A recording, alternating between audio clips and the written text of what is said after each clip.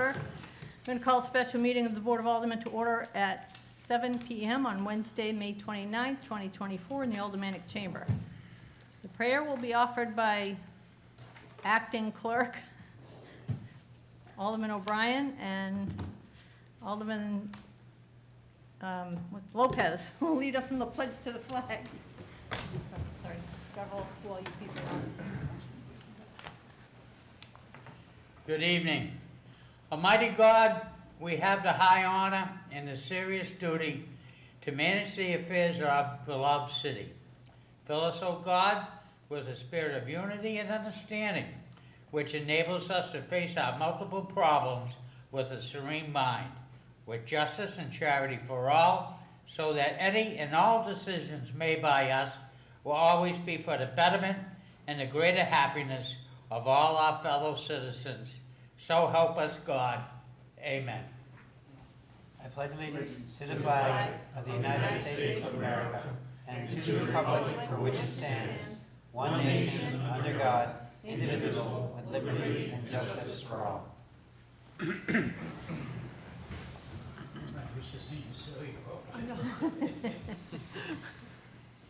Let's start the meeting by taking a roll call, please. Oh, that'd be me. Yes. Yes. Let's see, Alderman Wilshire, I am here. Alderwoman Kelly,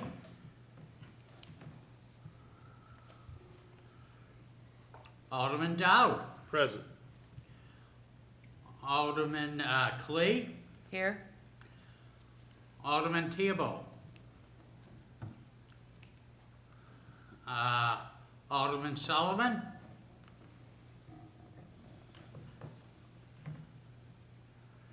Alderman Clement,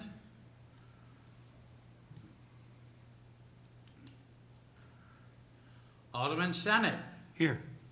Alderman Jettie, Here. Alderman Theobald, Thibodeau. Present.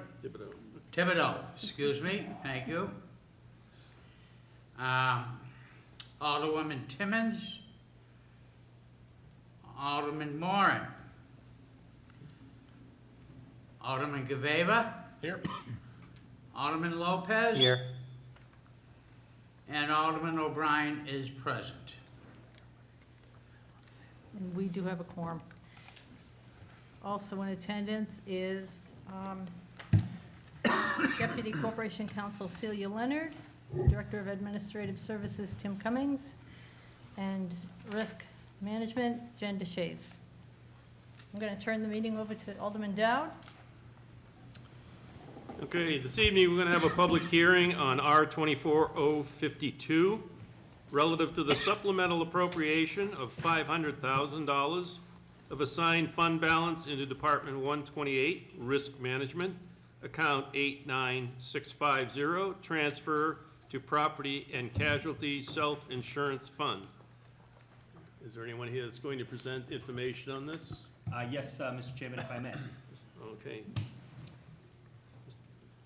Yes, go ahead. Yes, thank you, sir. So for the record, Tim Cummings, Director of Administrative Services. I want to take a moment and thank Deputy Corporation Counsel Leonard for being here this evening, along with Risk Manager DeShays, as they've been very helpful in helping me organize my thoughts to be able to present to you this evening. I handed out earlier a communication, which you have, and I want to just read it for the record, which is the purpose of this communication is to provide the Budget Review Committee and the Board of Aldermen with the background context for the request for a supplemental appropriation.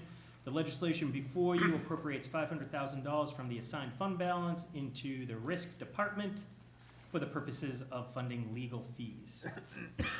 If you recall, in March of 2024, we came before you and communicated that there was a need for additional monies due to the number of matters handled by outside legal counsel.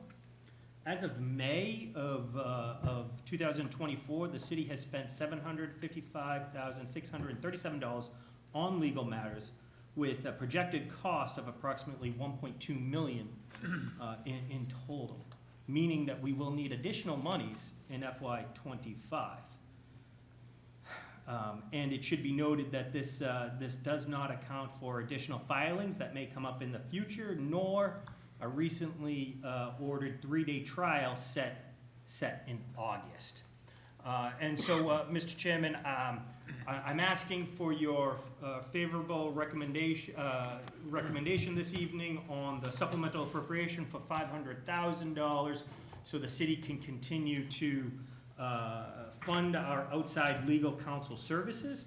But I thought it would be germane to the subject tonight to kind of go over one of the more recent orders that came out that explains a little bit of the rationale of what we've been trying to deal with over the last couple of years. So I have it up on slides here, but I'm going to take the moment and read the order, which I handed out to you earlier.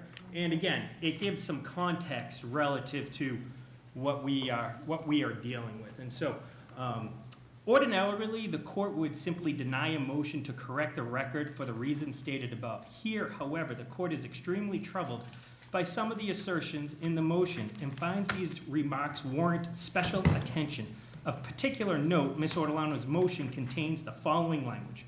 On a June 23, 2023 hearing in case number 226-2022 CV 00309, Ortolano stated to the court, and I can't read what was just written here, but it's quoted verbatim and you all have it. We're broadcasting live, so I don't know if we... The court quickly admonished Ortolano for breaking the rules of decorum. Yet when 5 attorneys would not respond to Ortolano's efforts to coordinate the court-ordered mediation, the court remained silent on the conduct. Instead, the court backed the attorney's refusal to communicate, which is why we are in the entire mess.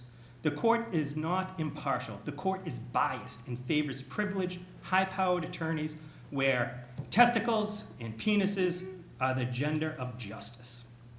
The emphasized comments above were added.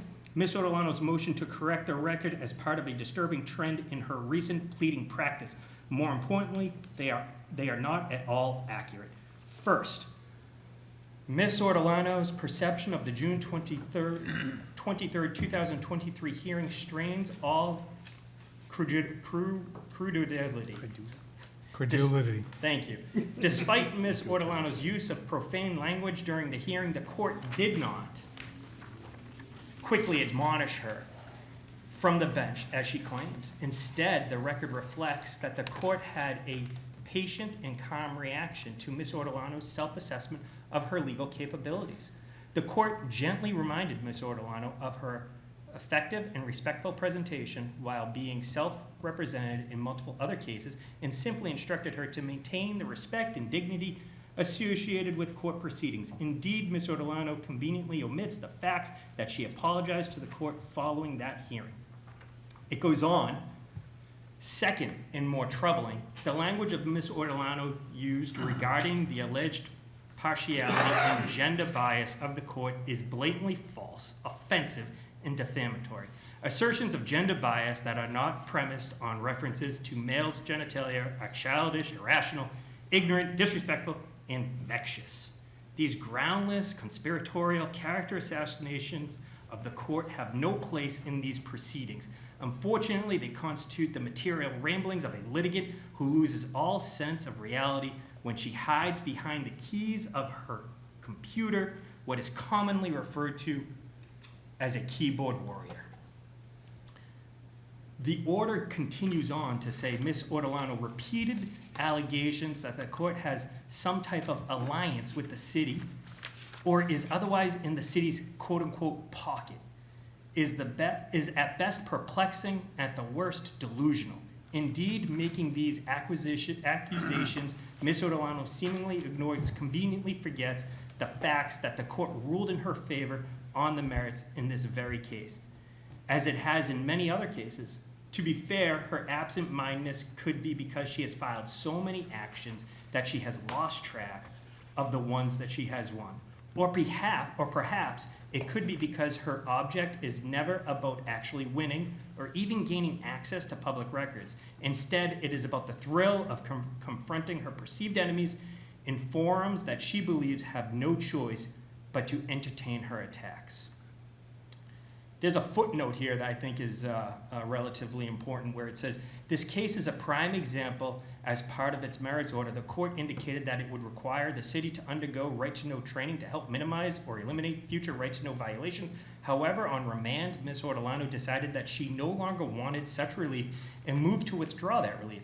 One could therefore easily draw an inference that Ms. Ortolano enjoys fighting with the city and its employees more than ensuring compliance to the right-to-know law. I'm going to continue on because I want to make sure it's clear some of these other elements that were discussed in the order.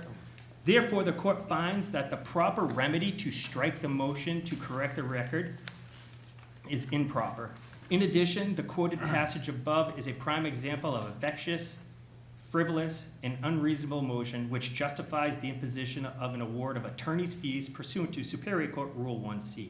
Accordingly, the court will require Ms. Ortolano to pay the city's attorney's fees it incurred responding to the utterly ridiculous motion.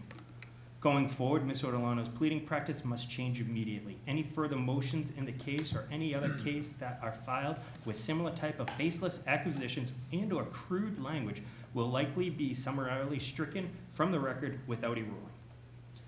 By now, it should be apparently clear that the court has run out of its patience with Ms. Ortolano, and repeated hostility and personal attacks towards witnesses, court staff, opposing parties and attorneys, and the court itself throughout the course of her self-represented cases. As suggested above, Ms. Ortolano seems to believe that the court has no choice but to endure this behavior. However, on that point, she is wrong. If this type of behavior continues, Ms. Ortolano is on notice that the court will exercise any and all authority it has under Superior Court rules in the case law, any applicable statute, and its contempt powers to bring such practice to a swift end. This could result in a range of consequences, including monetary sanctions, the initiation of criminal contempt proceedings, and even incarceration. Ms. Ortolano is also warned that the court is seriously considering labeling her a vexatious litigant, which will limit her ability to file any further actions without an attorney in the future. Enough is enough. Ms. Ortolano can and must do better. The elements of criminal contempt are threefold. It's noted in the 5th footnote. And that are a valid court order covering a defendant exists, that the defendant had notice of that order, and that the defendant intentionally committed acts in violation of that order. There is a case cited, State v. Stewart. In light of those elements, the court wants to ensure Ms. Ortolano has clear notice of a court order that covers her. Specifically, the court orders Ms. Ortolano to address the court in a respectful manner at all times, to refrain from the use of profanity in her filings and during hearings, to cease making baseless accusations of corruption, and to otherwise act in a civilized and respectful manner towards the witnesses, opposing counsel, and court staff. So, Mr. Chairman, I bring this to your attention because I believe, again, it's germane to the subject at hand today. It should be clear that we are spending money more than just on cases brought by Ms. Ortolano, but I should say that the predominant amount of money spent to date on outside counsel is due to these filings, and we are going to continue to have to defend the city. To be able to do that, we need the $500,000 as asked for this evening, and we're going to continue to need monies in future fiscal years. I'll leave my comments there. Thank you. Do any of the board members have clarifying questions for what's before us? Alderman Jettie? Yes, so in your memo, Mr. Cummings, you say, as of May 20th, the city has spent $755,637 on legal matters. Is that for this year, for fiscal year '24, or is that since the beginning of time, or what's the time period for that? If I may, Mr. Chairman. Director Cummings? So, great question. You may be pleased to learn that prior to a couple of years ago, we really didn't need to spend money on outside legal counsel. And in the March meeting, we went over with a slide that showed, up until a couple of years ago, I would say 2022, 2023 timeframe, we weren't really using outside counsel. But since that time, this is what this 755 reflects. So again, to clarify, since what time? I would say, I would have to go back and check my notes, but I would say FY '23 is probably the furthest back that it goes. And we had one appropriation in FY '23 for $300,000 to cover legal fees, and we haven't been back since. And so that's one of the reasons why we're here before you. Okay. And could I? Follow up? Yes, please, thank you. And the projected cost of approximately 1.2 million, again, what time frame is that for? The same. Okay, so that's not for fiscal year '25, you need that now for this fiscal year, is that what you're saying?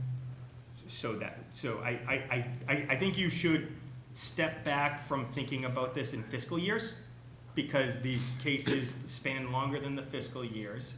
Goes back to fiscal year '23. They will continue on longer than fiscal year '25. But we are projecting we need, with what's just before us right now, in total 1.2 million, and that is a projection, and we can talk about how we arrived at that. But what we can tell you to date, what we've spent is $755,000. Correct, and so. Follow on? So the 1.2 million that you're projecting, I'm just trying to understand, is that for the foreseeable future, or is that, I mean, That's- we're reaching the end of this fiscal year. Is this money for this fiscal year, or is it for longer than that? It would be for longer than that. Okay, And it's based off of what we know today for filings. We do not know what might be coming in the future. right. And again, it's not just about the Ortolano cases. We have other cases as well that we are using outside counsel for, where litigation is necessary. Okay. And one last item. So recently, there was a resolution that was adopted and was vetoed by the mayor for, I thought, outside legal counsel. And the mayor said, it turns out we didn't need that money. Is that a different item than this? If I may, Mr. Chairman? Yes. That was for the Director Cummings. cybersecurity attacks, the cybersecurity attack that occurred, Okay. where we didn't need that additional monies. Okay. Thank you very much. Any other questions? Seeing none? I'll now open it up for testimony in favor of R 24052.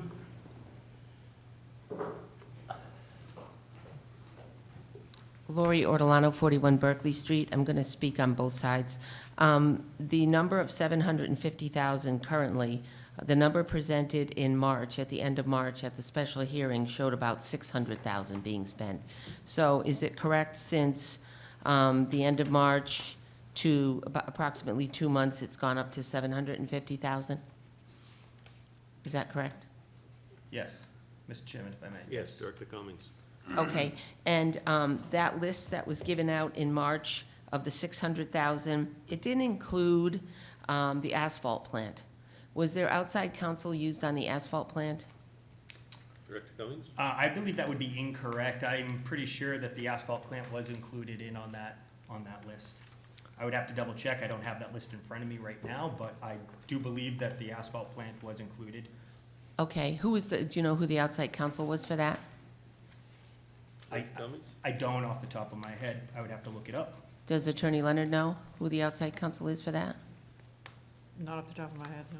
Okay, so, and at the March 2024 meeting where it showed the $600,000 in spending, the big case there was $400,000 on the case just heard by the court that ended at April 10th through 12th, on records involving the downtown barriers, the new market tax credit for the Arts Center, and the tax incremental financing advisory boards. So the bulk of the money spent was on $400,000 dedicated to that suit, because there were 3 outside attorneys hired.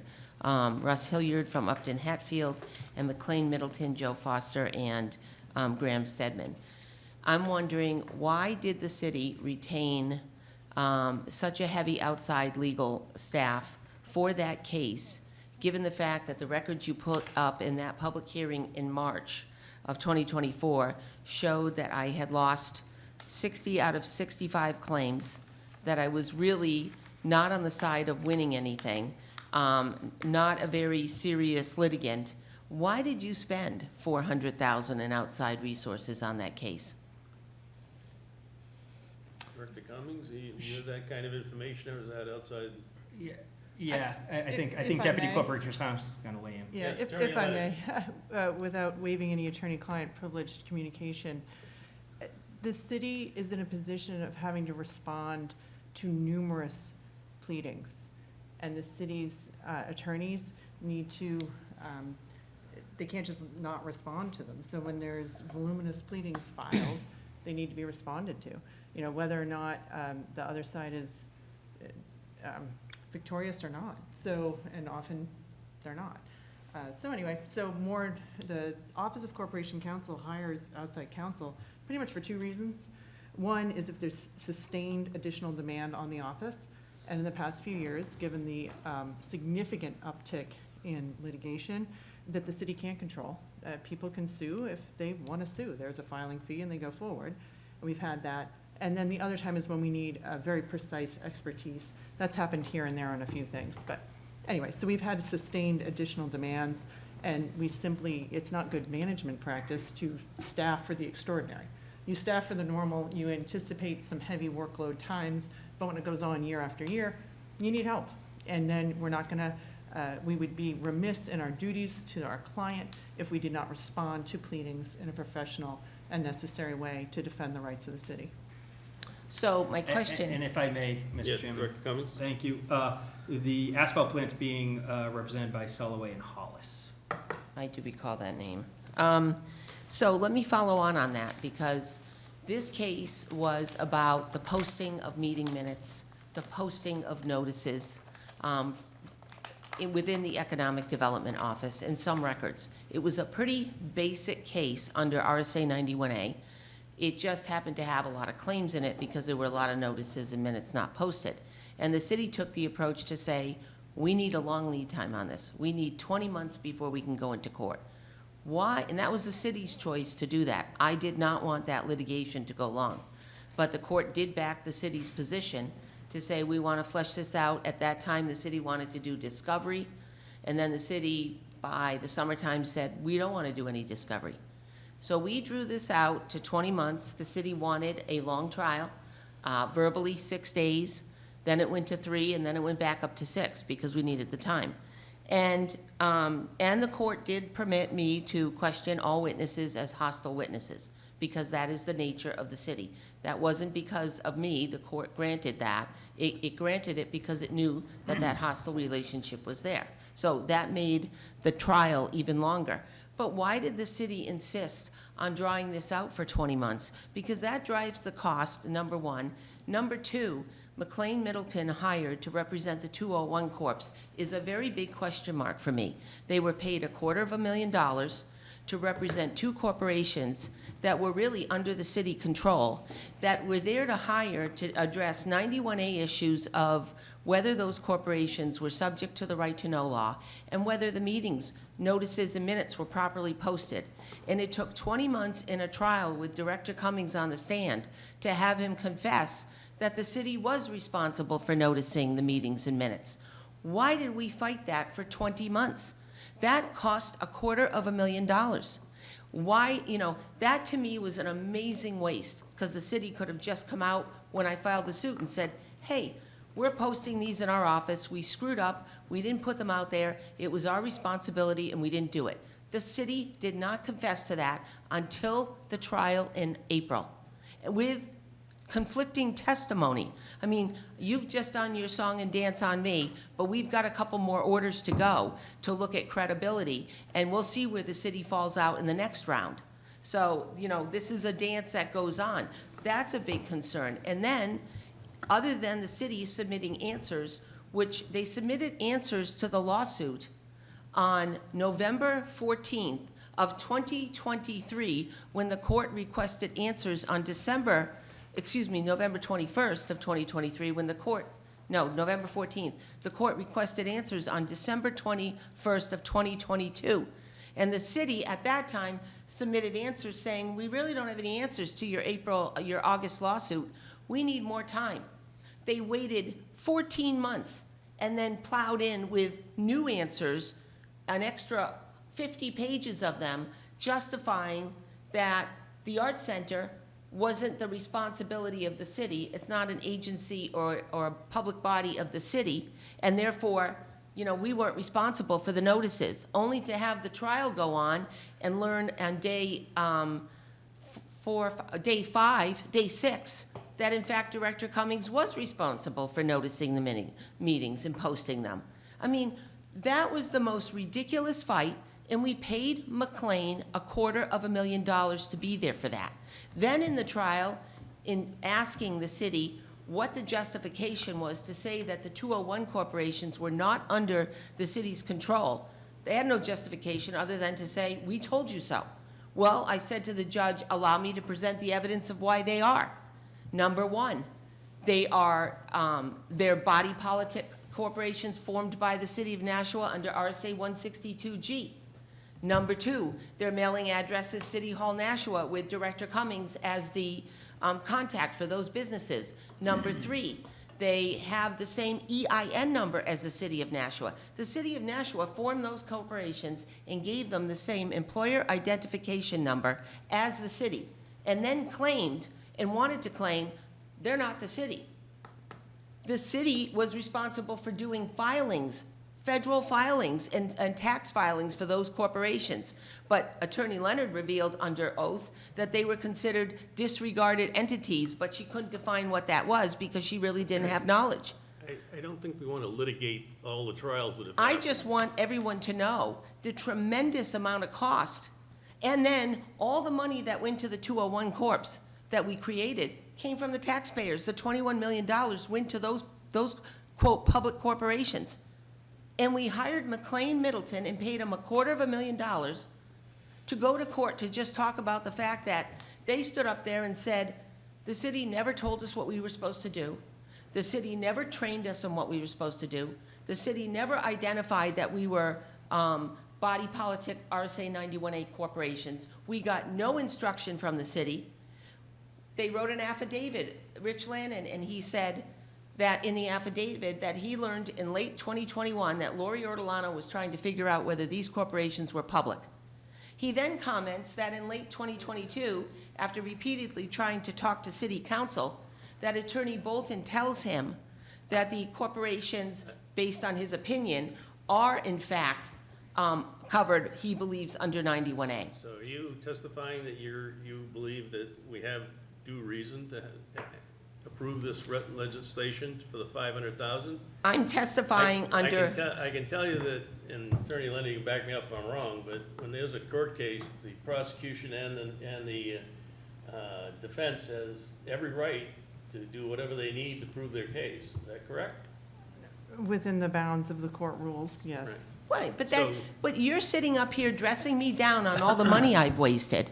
And I have a right to dress you down on spending $400,000, which I think is gonna run closer to $600,000, on a case that involved the posting and noticing of meeting minutes that Director Cummings, Attorney Bolton, Attorney Leonard could have answered in 2021, and there wouldn't have been a lawsuit. That is absurd to have gone to that level. The other very important issue I want to bring up with regard to these lawsuits is policy.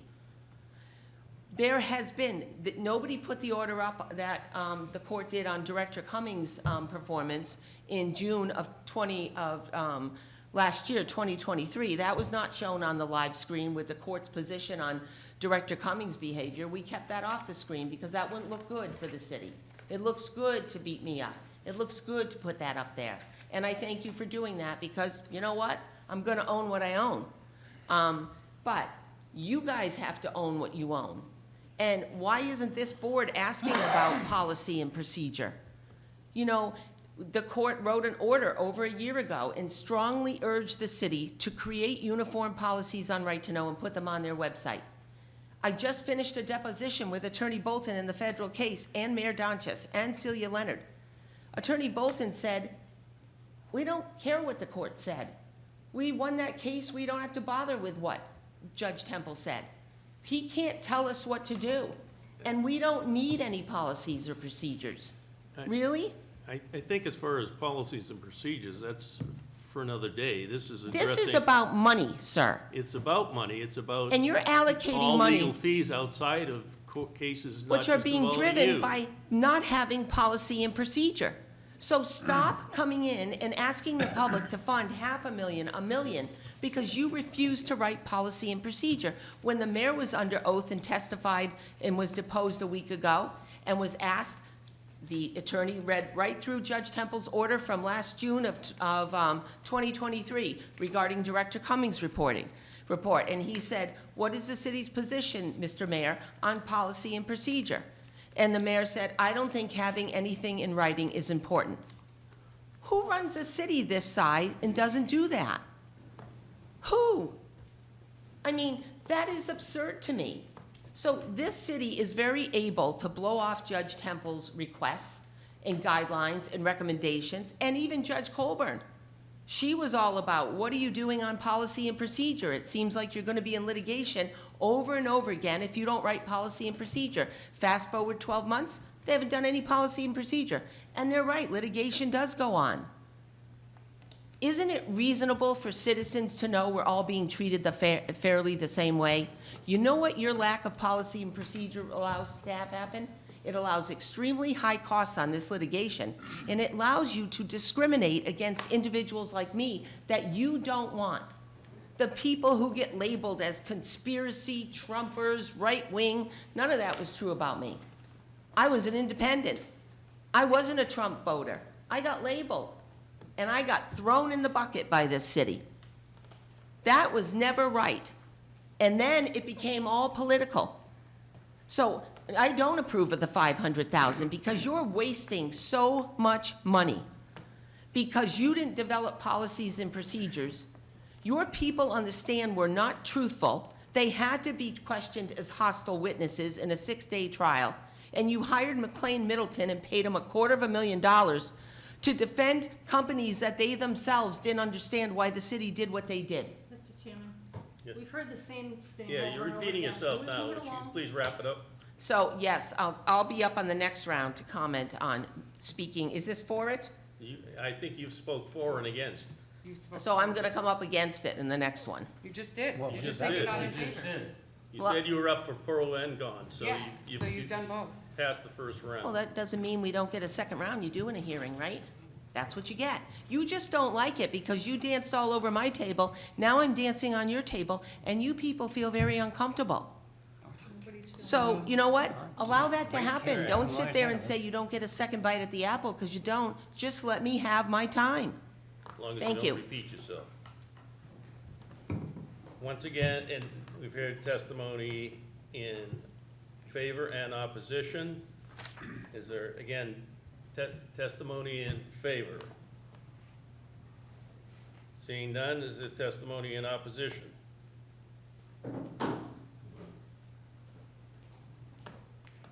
I'm just going to say I'm in opposition because the city has failed to create any policies and procedures that are uniform and posted on how right-to-know cases are handled. And they're hiring very expensive outside litigators to deal with situations like people like me, who they have labeled as big-time losers who don't win anything. Don't spend that much money on me since I'm not very good at what I do as a pro se litigant. I really think this Art Center case got funded heavily because there were some improper issues in that art center and some potential fraud in how the money and the actions were handled on that art center. And that caused them to throw 5 people into it. I went in on a right-to-know case. All of a sudden, I walk into court. There's 5 lawyers on the right side of the table. There was a strong message there for me that I had kicked a beehive. Okay, but you haven't done the right thing in creating policy and procedure or paying attention to court orders written by the court to change your ways. So, you know, you just read the order of what I have to change, but you had orders and you never changed. That's very disappointing, and I don't support spending money like this to keep doing this. This is not right. Thank you. Mr. Chairman, if I may.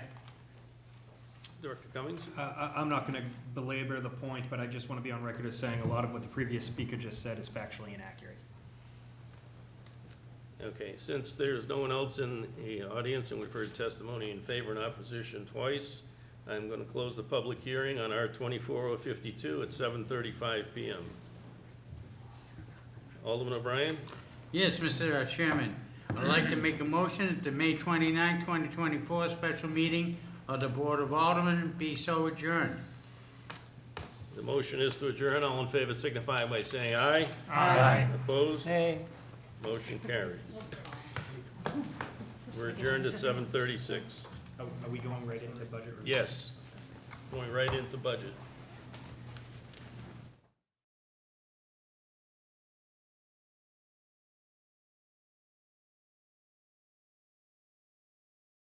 Budget Review Committee to order. It's May 29th, 2024. We're in the Aldermanic Chamber. It's Wednesday, May 29th, 2024 at 7:36 PM. And would the clerk please call the roll? Alderman Senate, Here. Alderman Theobald, Derek Theobald. Alderman Sullivan.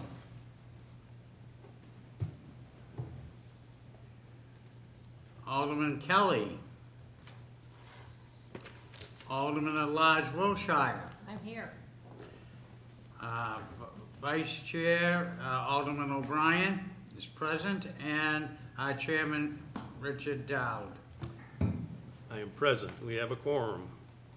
Also in attendance, Tim Cummings, Economic Development Director, and expected Brian Conant, Park and Recreation Superintendent.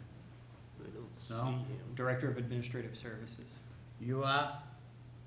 Congratulations on your promotion.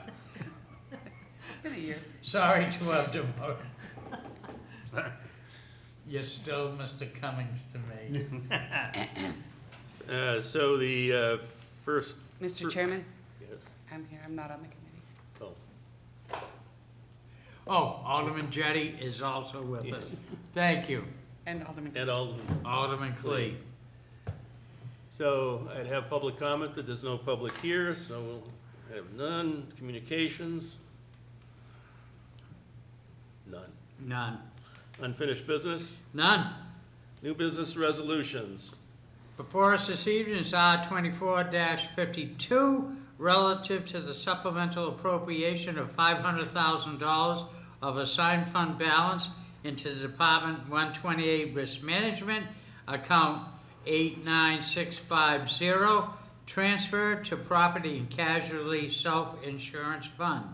Mr. Chairman, I'd like to make a motion to recommend final passage. Motion on the floor is to recommend final passage to the full board of R 24-052. Discussion? Alderman Jettie? Thank you. So, you know, I don't think there's any question. I mean, we've got these legal bills, we have to pay them. And, you know, I'm certainly in favor of paying our attorneys. Legal fees. I think they earn their money. But I think there are some issues that have been raised, and I know how difficult this issue is because of the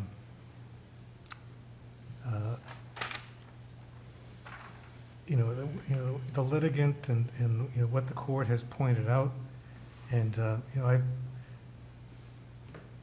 but there are a lot of difficult people in the city, and we have to deal with them, and sometimes difficult people raise valid points, and we have to be open to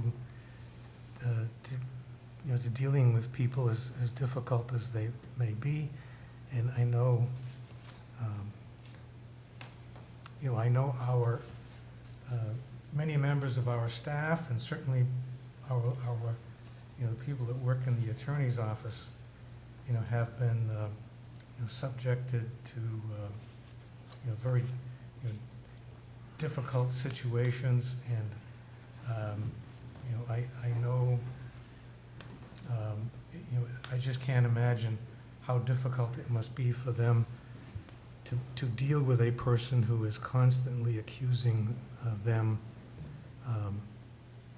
of violating their professional standards. I mean, as attorneys, that's very, that's essential to our, the respect that courts give us, the respect that our clients give us, the respect that other attorneys give us. And we deal under very strict rules, and to be accused of violating that, really is really, difficult to try to take that and rise above it. And I certainly understand that. And I'm sure it's difficult for other members of the city staff to deal with similar situations. But I think at some point, maybe tonight's not the night, and maybe it needs to be under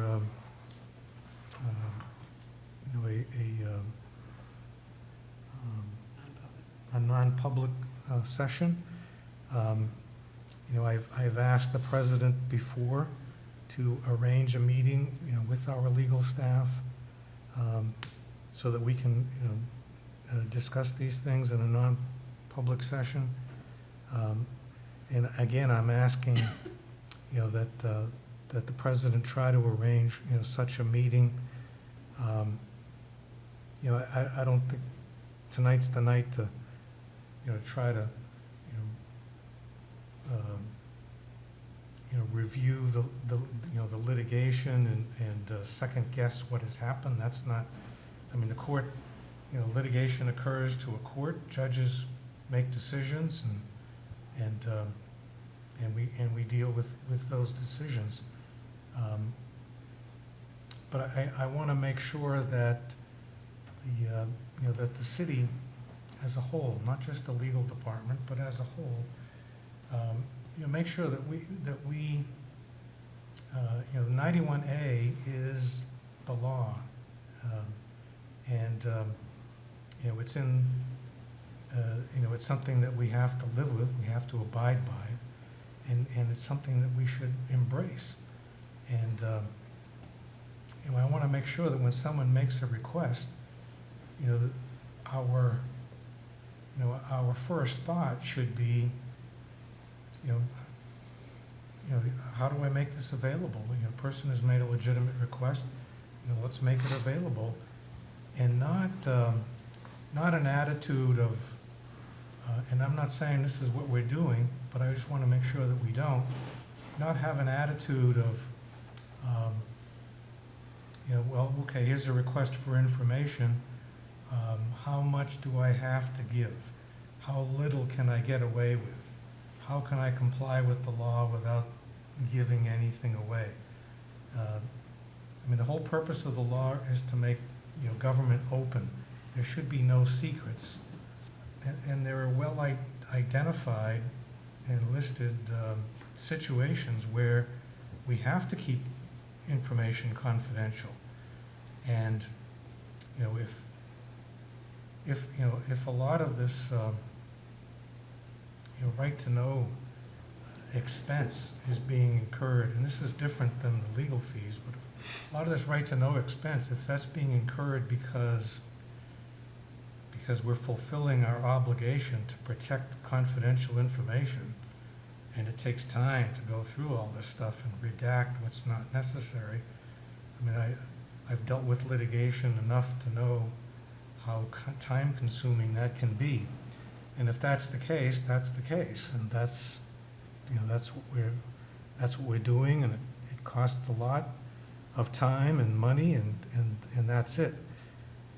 But I just want to make sure, I just want to be reassured, that our attitude is not, how little can I get away with providing, but, what am I obligated to keep confidential, and everything else is just, you know, here. And I know we had someone come to one of our meetings and talk about how he had what sounded like a fairly simple question that, you know, sounded like it could have been answered very easily and quickly.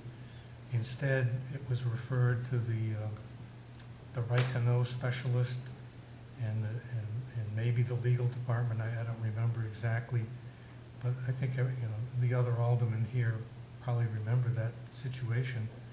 And I don't know, maybe there was a good reason for the way that was handled, but it didn't sound like we handled that very well, but I may be wrong about that.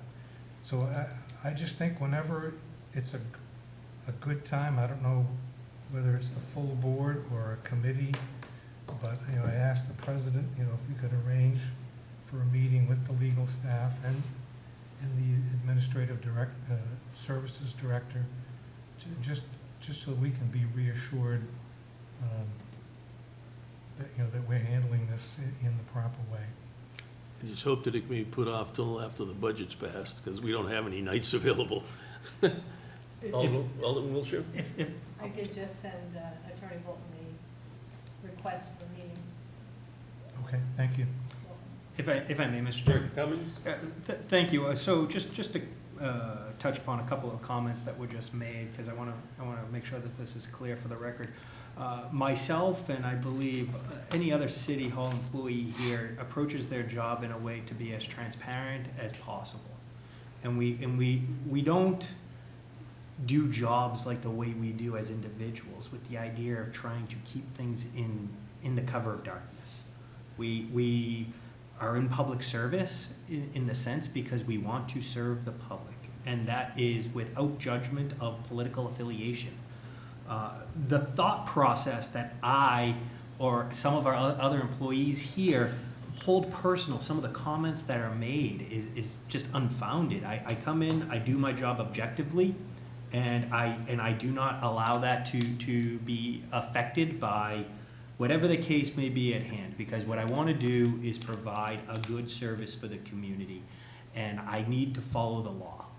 And I need to make sure that there's a uniform process that is followed. And some of what you hear consternation over is maybe people wanting to be treated differently than the process that we have, or special treatment. And we have limited resources. We have unlimited demands on ourselves. And we have to be cognizant of the fact that we have to have certain parameters in place, such as when a question is asked and we may forward it on to the right to know coordinator or the records administrator, whatever you want to call them.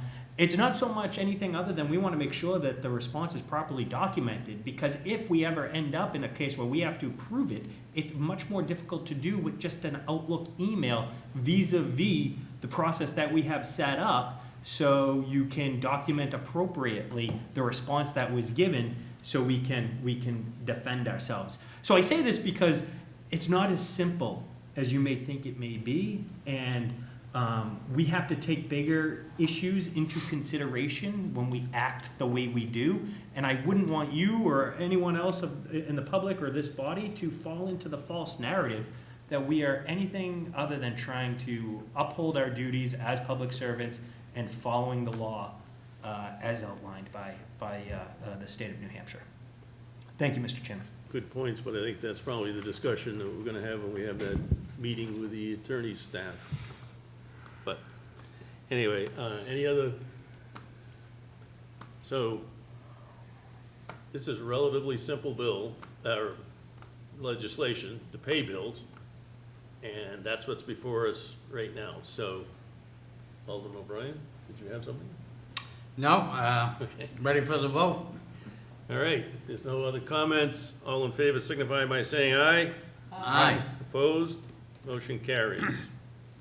Alderman O'Brien? Also before us this evening is R 24-055. Relative to the transfer of $31,000 from the Department 161 Street Department account 531 excuse me, 51300 overtime to Department 177 Parks and Recreation, account 54280, building and grounds maintenance, $11,000, and an account 71623, park equipment, $20,000. Mr. Chairman, I'd like to make a motion to recommend final passage. Motion on the floor is to recommend to the full board final passage of R 24-055. Any discussion? I think it outlines in the, whatever, what it's for everybody. So, if there's no questions, all in favor signify by saying aye. Aye. Opposed? Motion carries. New business ordinances? There is none? And we're not taking off the budget tonight, off the table, so that'll stay on the table. General discussion? Nothing? That I have. That's why it's general discussion. Okay. The journal has nothing. I'm just gonna say one thing. It had nothing to do with that, well, it sort of came up during that public hearing. My father and my uncle were judges here in Nashua for many, many years. And I can tell you that if that language had come up in their court, they would have not been happy and may have responded even more vigorously than the current judge. I also know that when I was representing people in a court-martial in the military, if I ever said something like that to the judge, I'd still be in jail. I'm sure all the Jetty can approve that too.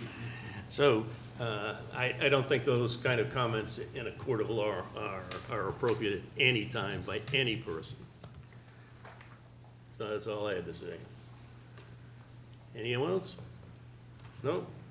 All right, public comment, there's no one here. Remarks by Alderman? No? None? Alderman O'Brien? Thank you, Mr. Chairman. I'd like to make a motion to adjourn. Motion is to adjourn. All in favor signify by saying aye. Aye. Opposed? Motion carries. We adjourn at 7:52 PM.